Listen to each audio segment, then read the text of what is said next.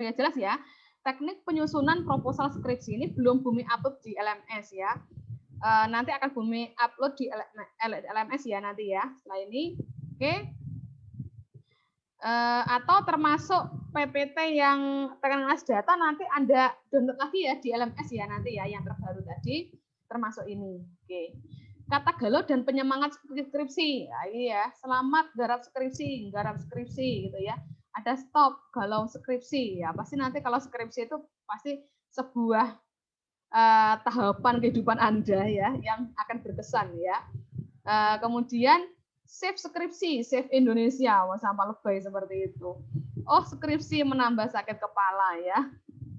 Jadi kata-kata galaunya seperti itu. Ada juga skripsi selesai semakin dekat dengan jodoh. Nah, iya, ndang lulus, ndang dirabekne ya.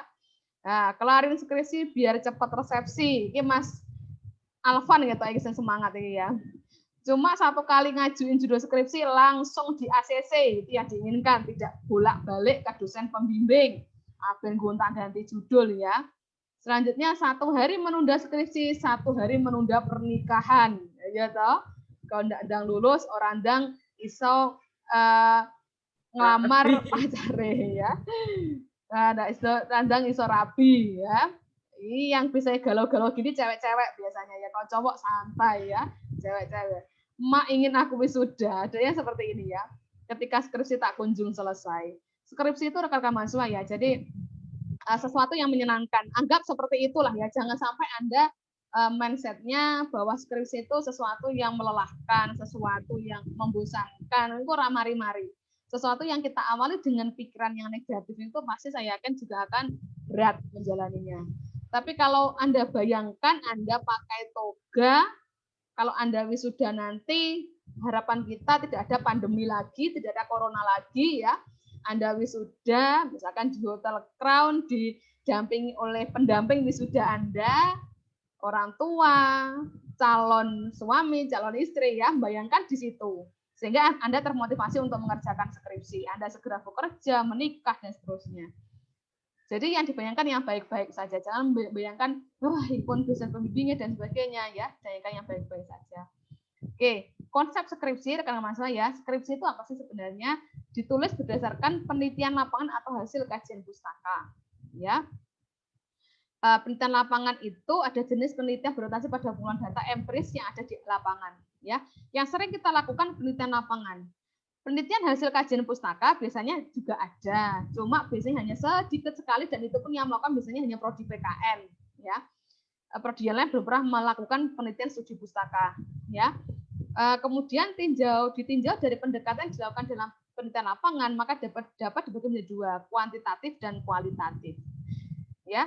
Kalau di jenis skripsi di STKIP Pegadaian Lampung, kenapa Bumi masih menyampaikan STKIP rekan mahasiswa? Karena sampai saat ini pedoman skripsi kita masih STKIP, masih pakai STKIP. Ini masih proses di review, masih proses disusun pedoman skripsi yang versi Universitas Bhinneka PGRI. Ya, jadi kita masih pakai STKIP. Siapa tahu selain nanti tidak hanya 5 jenis penelitian, tapi ada 10 ya, siapa tahu seperti itu ya. Kalau yang saat ini rekan mahasiswa yang pakai pedoman yang terakhir kali ya, ada 5 jenis ini, ada penelitian kuantitatif, kualitatif, penelitian R&D atau Research and Development, penelitian tindakan kelas atau PTK, dan penelitian studi pustaka. Ini yang Bumi maksudkan, kalau penelitian studi pustaka kita tidak perlu di lapangan. Ya, kita hanyalah mengumpulkan referensi-referensi dari berbagai sumber ya, pendapat ahli, kriteria yang relevan, penelitian ini ya. Kemudian Anda mengkaitkan antar teori-teori itu, lalu Anda tarik kesimpulan. Biasanya seperti itu dan memberikan argumen-argumen Anda itu penelitian studi pustaka. Ya, kalau penelitian PTK, saya kan Anda paham. Penelitian tindakan kelas ya. Tindakan kelas itu biasanya dilakukan oleh guru. Kalau di skripsi di STKIP atau di UB nanti, saya yakin PTK itu hanya berlaku untuk mahasiswa yang sudah menjadi guru, baik guru PNS atau guru honorer. Ya itu boleh kalau ketika Anda sudah menjadi guru, ya boleh melakukan PTK. Karena PTK itu siklusnya banyak, sehingga tidak mungkin dilakukan hanya 1 bulan saja, tidak mungkin. Ya, sehingga yang PTK itu hanya boleh dilakukan oleh guru.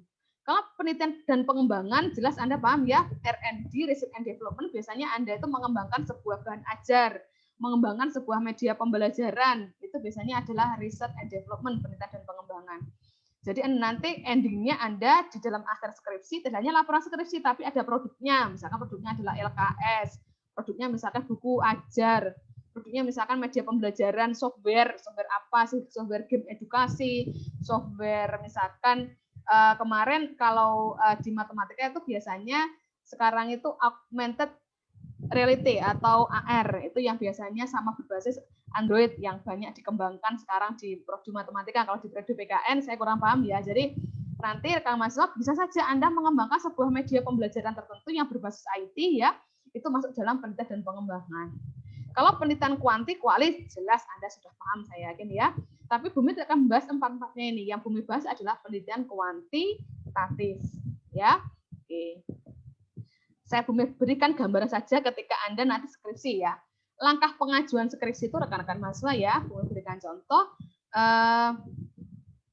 Jadi pertama menemui dosen pembimbing untuk meminta pengarahan kaitan dengan proses pembimbingan penyusunan proposal. Sebelum ini pasti Anda mengajukan judul dulu kan ya. Mengajukan judul. Kalau mengajukan judul ke dosen pembimbing jangan cuma satu judul, mengajukan judul kalau bisa 1 atau 2 judul yang Anda ajukan ya, biar 1, 2 atau 3. Biasanya kalau bimbingan Bumi saya minta untuk langsung membuat 3 judul ya, 3 judul, 3 rencana judul nanti di ACC yang mana ya, atau mungkin oleh dosen pembimbing diarahkan untuk menambahkan variabel apa misalkan seperti itu ya. Lalu menyusun proposal dengan bimbingan dosen pembimbing sesuai jadwal disepakati, lalu melakukan pembimbingan ya minimal 4 kali, ketika proposal minimal 4 kali pembimbingan. Lalu mendaftar secara online seminar proposal. Kalau proposal Anda sudah fix, sudah diasis oleh pembimbing, lalu Anda mendaftar seminar proposal secara online di Siakat ya. Nanti ketika Anda mendaftar pasti disetujui oleh dosen pembimbing, lalu Anda melakukan seminar proposal ya. Itu langkah itu langkah dari penyusunan proposal. Langkah dari seminar proposal rekan-rekan mahasiswa yaitu Anda nanti melaksanakan seminar proposal itu apabila sudah di-ACC oleh dosen pembimbing ya. Proposal Anda sampai instrumen penelitian Anda. Jadi kalau proposal ingat bab 1, 2, 3 daftar rujukan atau daftar pustaka plus lampiran. Lampirannya apa? Instrumen penelitian ya. Itu di-ACC oleh pembimbing. Lalu penilai seminar proposal itu siapa? Dosen pembimbing Anda sendiri dan ditambah 1 dosen di luar pembimbing. Namanya dosen pendamping ya, atau dosen penilai seminar. Yang ketiga, nilai seminar proposal merupakan nilai yang akan diakumulasikan dengan nilai pembimbingan dan nilai ujian skripsi. Kriteria penilaian seminar proposal biasanya penulisan proposalnya, konten proposalnya, dan presentasi Anda. Teknik presentasi, slide PPT Anda itu dinilai ya. Oke, seminar proposal tahapan pertama sudah selesai. Tahapan selanjutnya pelaksanaan penelitian skripsi di lapangan ya. Di lapangan sebelum terjun ke lapangan Anda harus meminta surat izin penelitian dulu, dicetak online di Siakat. Lalu meminta persetujuan kepada ketua STKIP kalau sekarang adalah ke rektor Universitas Bhinneka PGRI. Lalu membawa surat izin penelitian ke lokasi penelitian misalkan ke sekolah, ke LPB dan sebagainya. Lalu melaksanakan kegiatan penelitian sesuai yang direncanakan pada proposal. Jika selama penelitian di lapangan pengambilan data itu Anda ada masalah, silakan Anda konsultasi dengan dosen pembimbing ya. Lalu selanjutnya ketika penelitian di lapangan sudah berhasil, pengumpulan data sudah berhasil, sudah selesai, baru meminta surat keterangan telah melaksanakan penelitian dari lokasi penelitian Anda. Misalkan surat keterangan dari kepala sekolah yang menyatakan bahwa Anda sudah melakukan penelitian di sekolah X dengan judul penelitian apa gitu ya. Dan seperti itu. Oke, selanjutnya ujian skripsi ya. Nah, jangan lupa setelah melakukan pengumpulan data, jangan lupa menyusun bab 4 dan 5 serta melengkapi lampiran. Jangan lupa baru ujian skripsi. Ya. Setelah laporan skripsi lengkap, menggandakan draft skripsi sebanyak 4 eksemplar, 1 untuk Anda sendiri, 3 untuk penguji Anda. Pengujinya ada 3 ya. Penguji 1 dosen pembimbing Anda sendiri sebagai ketua penguji, 2 dosen lainnya sebagai anggota penguji. Ya, semua dosen penguji wajib hadir dalam kelas di ujian skripsi. Oke ya, jadi bisa dipahami ya. Dan kalau yang lama itu rekan mahasiswa itu ada lembar audiensi. Lembar audiensi itu apa? Yaitu lembar audiensi itu adalah lembar yang isinya adalah kehadiran Anda pada seminar proposal teman-teman Anda yang lainnya. Jadi misalkan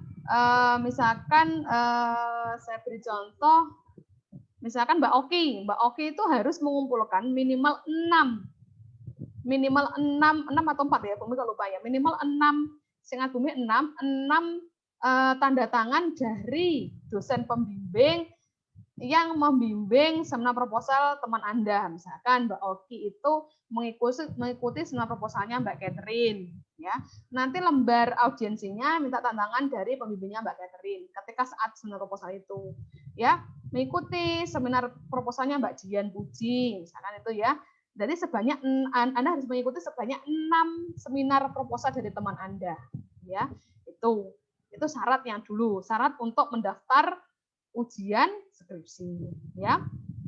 Tujuannya apa? Tujuannya ya biar Anda mendapatkan ilmu dan pengalaman wawasan ketika mengikuti seminar proposal yang lainnya. Jadi kalau seminar proposal itu sifatnya terbuka, rekan-rekan mahasiswa ya, bisa diikuti oleh teman-teman Anda. Tapi kalau ujian skripsi, ujian hasil itu hanya diikuti oleh penguji Anda dan Anda sendiri, ya, seperti itu, tertutup, ya. Oke, sekarang proposal penelitian kuantitatif, ya. Bagian awalnya ini rekan-rekan mahasiswa, ya.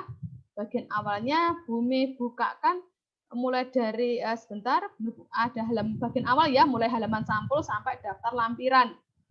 Bumi bukakan contoh. Oke, bisa terbaca ya, bisa terlihatkah? Nah, ini judul penelitiannya mahasiswa bimbingannya Bumi. Eksperimentasi model PBA dan PJBL berbasis e-learning, berbantuan aplikasi psikologi terhadap kemampuan pemecahan masalah matematika ditinjau dari self-efficacy. Ya, banyak kan ya variabelnya ya. Memang tuntutan kalau di prodi matematika memang diwajibkan minimal 3 variabel di dalam sebuah penelitian kuantitatif. Ya, oke. Kemudian selanjutnya. Nah, ini Mbak Novia Frisda itu yang sekarang jadi staf di Fakultas FSH ya. Nanti kalau Anda berhubungan ingin minta tantangan budekan itu mesti ketemu sama Mbak ini ya, Mbak Frisda.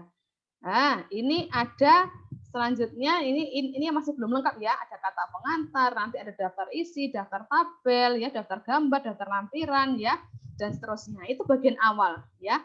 Bagian awal hanya sampai daftar lampiran. Selanjutnya bagian utama. Bagian utama ada pendahuluan, ya. Pertama ada latar belakang. Di bagian pendahuluan ini ada latar belakang, rumusan masalah, tujuan dan manfaat. Ya, Bumi sampaikan, Bumi ini ya, atau Bumi ini aja lah, Bumi jelaskan dulu. Kajian pustaka ada pembahasan variabel penelitian, hasil penelitian relevan, hipotesis penelitian. Ya, metode penelitiannya bab 3 nanti ada A sampai F, bab 4-nya A sampai C. Ingat, dikatakan proposal hanya berhenti sampai bab 3.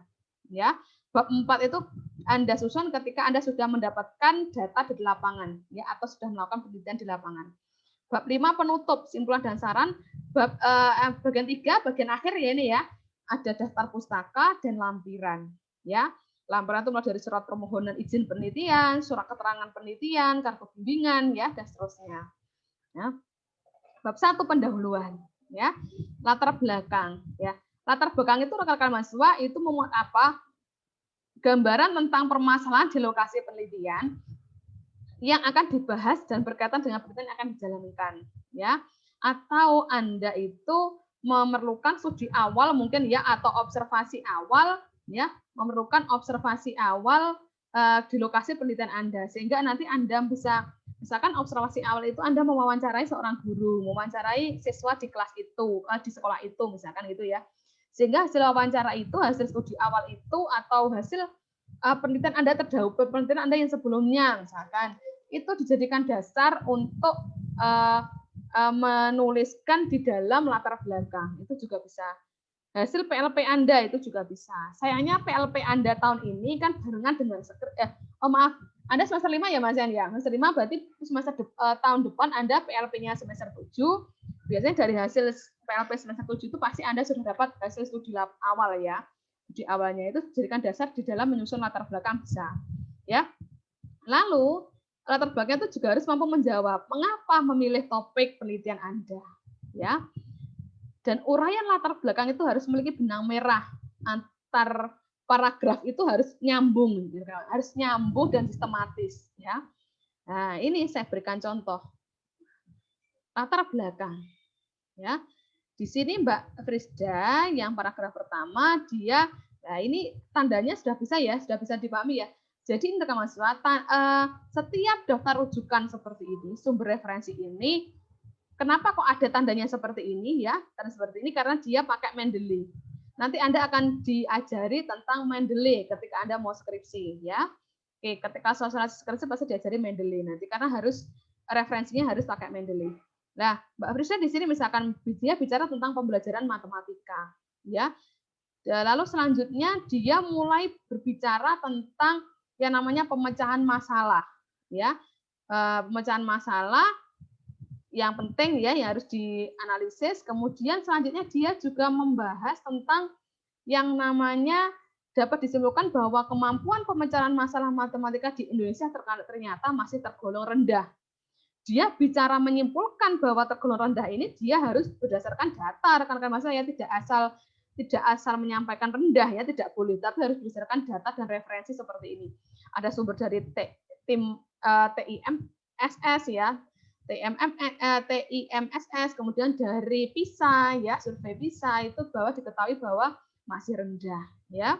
Lalu selanjutnya dari kemampuan masalah yang rendah itu karena kondisi kelas yang pasif ya, yang pasif sehingga diperlukan apa ya?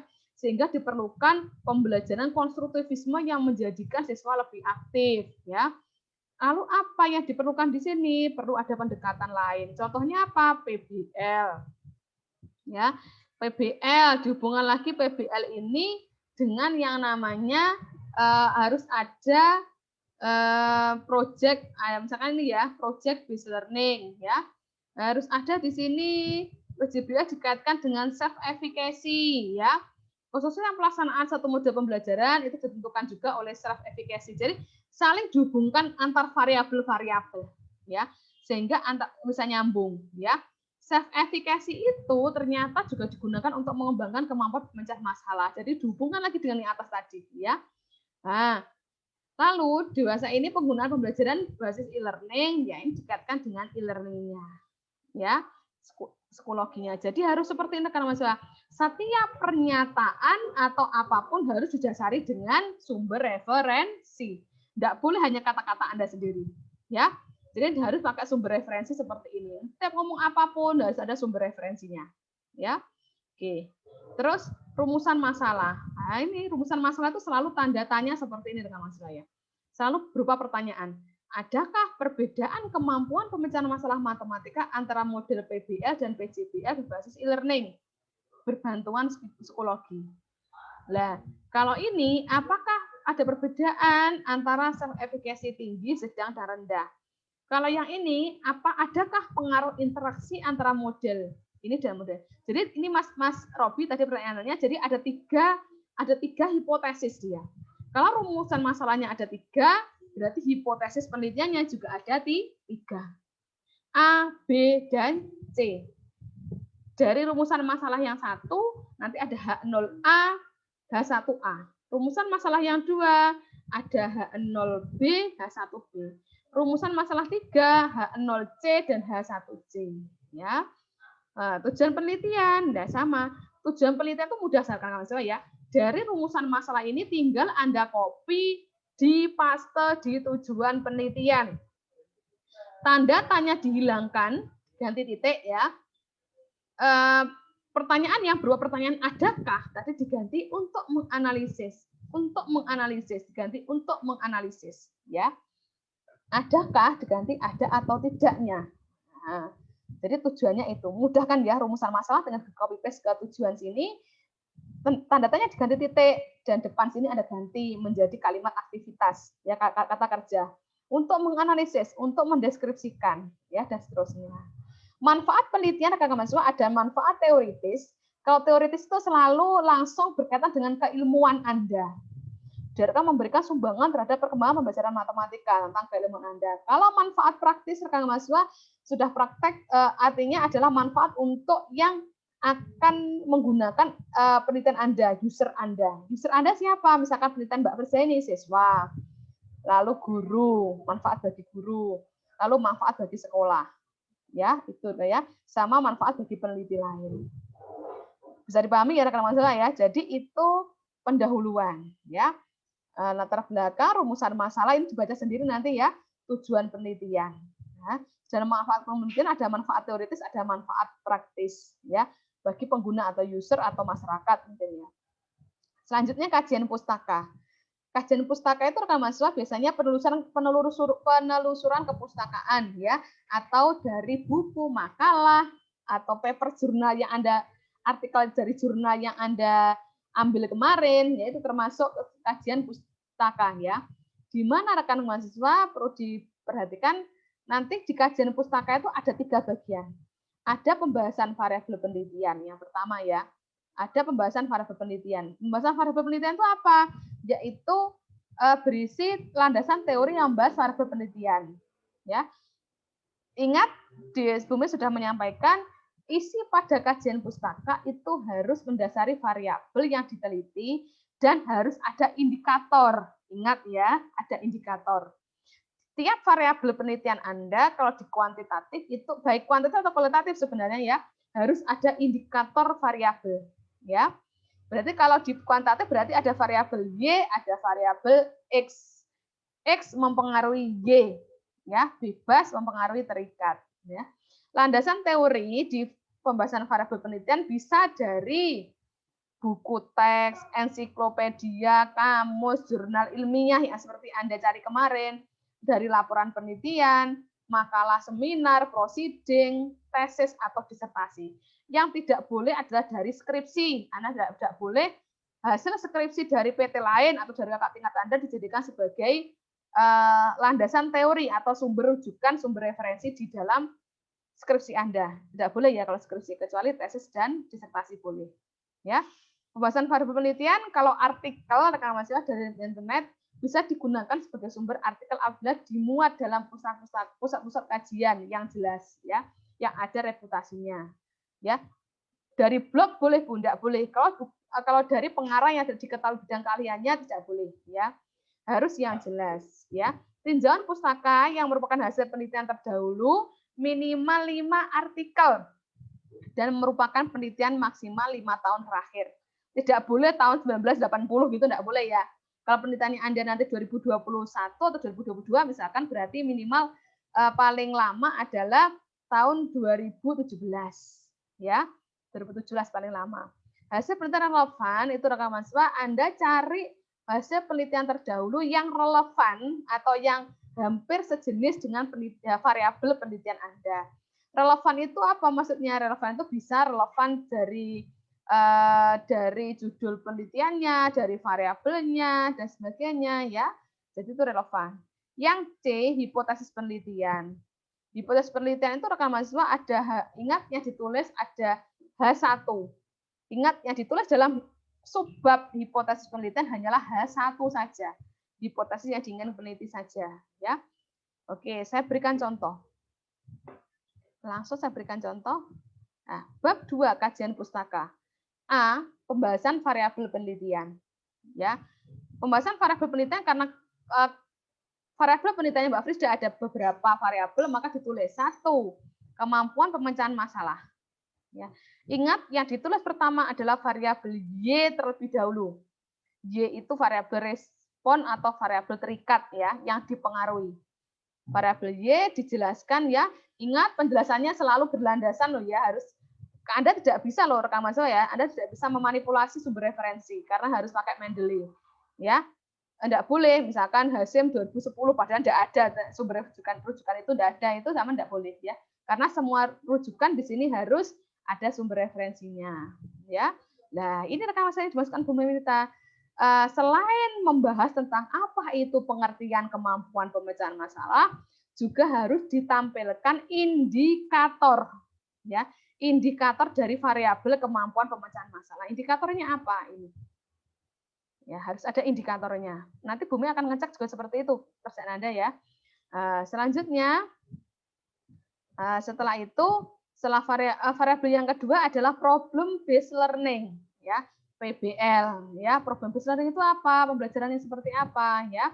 Dilihatkan, ingat kalau model pembelajaran itu bukan indikator, tapi fase atau tahapan. Fase atau tahapan dari pembelajaran PBL. Ada dan ditayangkan perilaku guru dan perilaku siswa itu apa. Ketika fase 1 gurunya nyapo, siswanya nyapo harus dijelaskan. Ya, itu kalau model pembelajaran. Begitu juga project based learning, ya. Project based learning juga sama, dijelaskan dulu model PJBL itu apa, ya, dijelaskan, kemudian baru fase modelnya. Fase 1 guru apa melakukan apa, siswa melakukan apa, ya, jangan seperti ini. Dan kalau Bumi selalu saya minta untuk menuliskan kelebihan dari model dan kekurangan dari model, ya. Lalu aplikasi psikologi, ya, membahas e-learning dulu, lalu membahas psikologinya. Psikologi itu sebuah aplikasi rekan mahasiswa ya. Nah, ini aplikasi e-learningnya. Oke. Selanjutnya, nah ini aspek dan indikator. Setiap variabel harus ada indikatornya juga. Yang ini self efficacy, maaf. Ini adalah self efficacy ya, sudah ganti self efficacy, dijelaskan lalu ada tabelnya. Tabel indikator self efficacy. Nah, ini ya indikatornya. Selanjutnya rekan-rekan mahasiswa, hasil penelitian relevan itu adalah ini. Hasil penelitian relevan dijelaskan seperti ini. Misalkan di sini kalau bimbingannya Bumi minimal 3 penelitian yang relevan, ya. Bisa saja penelitian relevan itu adalah hanyalah sama di satu variabel saja. Yang penelitian satu ini samanya di self efficacy-nya dan kemampuan pemecahan masalahnya. Yang di penelitian 2 itu yang sama PBL-nya. Yang di penelitian ketiga yang sama adalah project based learning-nya, ya. Jadi tidak harus penelitian relevan itu harus variabel di dalamnya sama persis dengan penelitian kita, tidak. Hanyalah satu variabel saja yang relevan dengan variabel penelitian kita itu boleh, ya. Betul nggih? Jadi itu penelitian relevan dituliskan mulai dari apa? Mulai dari nama peneliti, jenis karya, jenis penelitian, tahun, judul penelitian, lalu variabel, tanda data, persamaan dan perbedaannya dituliskan. Sama temuan hasil penelitian dituliskan, ya. Hipotesis ya, karena Mbak Bersda tadi ada 3 rumusan masalah, maka di sini ada H1A yang ditulis, ingat hanyalah H1 saja ada. H1B ada. H1AB karena dia mengamati interaksi, maka interaksi A dan B bukan C ya. Interaksi A dan B maka dia bicaranya ada pengaruh interaksi ya. Gitu nggih? Bisa dipahami nggih? Oke. Bisa dipahami rekan-rekan mahasiswa? Nanti Bumi menyampaikan nanti ini. Jangan khawatir, Anda rekan-rekan mahasiswa ya. Sekarang kan boleh ya ke kampus ya. Silahkan Anda ke perpustakaan nanti kalau ingin melihat penelitian dari kakak tingkat Anda ya. Bab 3 metode penelitian. Ini metode penelitiannya ya. Memasukkan apa saja jenis dan rancangan penelitian ya. Definisi operasional variabel, variabel penelitian disajikan dalam bentuk seperti ini, ya ada indikatornya apa, jenis instrumennya apa, populasi sampel dan sampling penelitian, teknik pengumpulan datanya apa, ya. Selanjutnya analisis datanya, ya. Oke, gitu ya. Saya Bumi berikan contoh langsung aja ke aplikasi ya. Metode penelitian, ya. Jenis dan rancangan penelitian ya. Jenis rancangan dijelaskan. Penelitian ini menggunakan pendekatan apa? Ya. Menggunakan pendekatan kuantitatif. Menggunakan pendekatan kuantitatif, jenis penelitiannya apa? Eksperimen semu. Ya, kuasi eksperimen. Ingat dulu ya. Ingat materi awal dulu, pendekatan itu ada 2 macam, kuali, kuanti. Jenis penelitian ada berapa? Ya, ada salah satunya adalah penelitian eksperimen semu, ya. Selanjutnya rekan-rekan mahasiswa di sini dijelaskan maksud eksperimen semu bagaimana. Lalu desain penelitian, ingat kami juga sudah menjelaskan. Dia masuk kalau Mbak Bersda ini menggunakan faktorial design, ya. Oke, selanjutnya rekan mahasiswa jangan lupa menuliskan prosedur penelitiannya, tahap persiapan, tahap pelaksanaan, analisis data, kesimpulan ini dijelaskan. Dan selalu disampaikan flowchart. Nah, flowchart seperti ini. Alur atau bagan proses penelitian Anda disampaikan dalam bentuk flowchart. Sampai terakhir adalah kesimpulan, ya. Oke, definisi operasional variabel dideskripsikan. Semua variabel Anda dideskripsikan. Modul pembelajaran adalah PBL adalah didefinisikan. Tidak perlu diberikan sumber referensi, ya. Lalu self efficacy adalah disebutkan. Gampang pencerahan masalah matematika adalah, ya. Materi vektor adalah, gitu ya. Variabel penelitiannya. Variabel penelitian. Variabel penelitian ada dua macam kan ya. Ada variabel terikat atau Y, kemudian ada variabel selain ada definisi operasional, indikator, skala pengukurannya interval apa rasio, kategorinya apa, simbolnya apa. Setelah itu rekan-rekan mahasiswa masukkan variabel bebas atau X, ya. Variabel bebas atau X. Variabel bebasnya apa dituliskan di sini, lalu dan seterusnya, ya. Indikator dan sebagainya. Lalu jangan lupa karena di petunjuknya di skripsi itu harus ada tabel seperti ini, maka Anda masukkan keterangannya seperti ini, variabel, indikator, dan jenis instrumen. Sekarang populasi sampel dan sampling penelitian. Populasinya Mbak Frisda ini apa? Ada kelas 10 MIPA 1 sampai MIPA 6. Yang diambil sampelnya berapa? Oh, berapa kelas jadinya? Menggunakan rumus Lovin, ya. Rumus Lovin, ya. Dengan cara ini sehingga diperoleh 67. Sehingga dari sampel dari populasi sebanyak 204 orang harus diambil 67 orang. Sehingga 67 orang itu sama dengan 2 kelas. Diambil MIPA 4 dan MIPA 6, ya. MIPA 4-nya 34, MIPA 6-nya 34, ya. Sampling itu apa? Teknik pengambilan samplingnya dia pakai apa? Pakai cluster random sampling. Ingat teknik-teknik pengambilan sampel sudah pernah dijelaskan ya. Lalu teknik pengumpulan datanya. Dia metode pengumpulan datanya pakai apa? Pakai tes, dokumentasi, observasi, dan angket. Ada 4 teknik pengumpulan data ya. Instrumen penelitian, ada soal tes. Lalu selain soal atas ada dokumentasi. Ya, ada lembar observasi, lembar angket ya. Angketnya di sini ada kisi-kisinya. Ya. Oke. Nanti Anda kalau tidak belajar sendiri, membaca sendiri, nanti tidak akan paham. Ya. Uji coba instrumen. Uji coba instrumen itu ada uji validitas, ada uji reliabilitas. Sudah Bumi ada di slide Bumi ya, di materi teknik pengumpulan data, seingat Bumi ya. Itu ada materi ini, instrumen. Setelah itu analisis data. Analisis data itu teknik datanya pakai apa? Nah ini tergantung metode Anda. Kalau metode Anda pakai regresi, Mbak Frisa ini pakai ANOVA, analisis varian ya. Berarti harus ada uji kesetimbangan, harus ada uji prasyarat, prasyaratnya ada 2, uji normalitas, uji homogenitas ya. Lalu ada uji hipotesis ya, uji hipotesis dia pakai analisis variansi 2 jalan ini ya, 2 jalan sel tak sama. Nah, khusus analisis data ini yang rumus-rumus seperti ini saya rekan mahasiswa itu Anda bisa menyalin dari punyanya tingkat Anda atau dari internet misalkan boleh lah, karena belum ini kan ya, belum dijelaskan tentang metode statistiknya, sehingga di analisis bagian analisis data ini Anda persis tidak masalah ya. Yang penting Bumi tahu Anda bisa menyusun mulai bab 1 sampai bab 3 ya. Alurnya jelas dan sesuai dengan petunjuk di buku pedoman skripsi. Itu ya rekan mahasiswa ya. Jadi itu tugasnya rekan-rekan mahasiswa ya. Saya stop share dulu.